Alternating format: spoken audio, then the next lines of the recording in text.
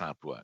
Au niveau du logement, on vit actuellement une situation qui est dramatique, je dirais, dans plusieurs régions du Canada, particulièrement au Québec, quand on regarde, que ce soit dans les grands centres comme Montréal ou même dans des grands centres en région comme Rimouski, où les taux d'inoccupation sont vraiment en déséquilibre par rapport à l'offre et la demande.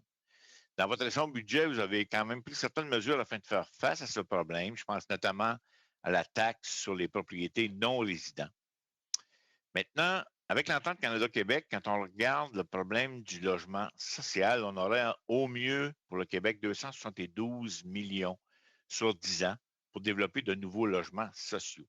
On regarde le coût faramineux aujourd'hui des matériaux de construction et pour avoir été maire pendant longtemps et avoir fait beaucoup de logements sociaux, la participation des municipalités, ça devient disproportionné compte tenu des ressources et on parle ici d'environ d'être en mesure de réaliser avec 27 millions par année quelques unités, mais c'est quand même assez modeste.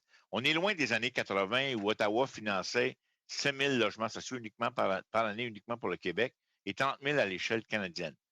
Mais question concernant le logement, est-ce que vous ne croyez pas qu'on pourrait aider l'économie et les familles qui sont dans le besoin en investissant dans le développement de nouveaux logements sociaux et en accompagnant d'une façon plus structurante les municipalités? Et est-ce que la nouvelle taxe sur les propriétés de non-résidents vise à diminuer la frénésie immobilière, sera au moins réinvestie dans le logement social? Merci, Monsieur le Sénateur, pour la question. Et je dois vous assurer que je pense que c'est une question très une question clé pour le Québec et pour le Canada. La question du logement est très importante et je pense que nous devons se rappeler que le Canada a une caractéristique assez particulière entre les pays du G7, par exemple, c'est ce qu'on a une population qui est en croissance. Je pense, en tant que ministre des Finances, que c'est une chose excellente. Et je vois que vous êtes d'accord avec moi. C'est une des raisons pour laquelle on peut être optimiste concernant la croissance économique en général.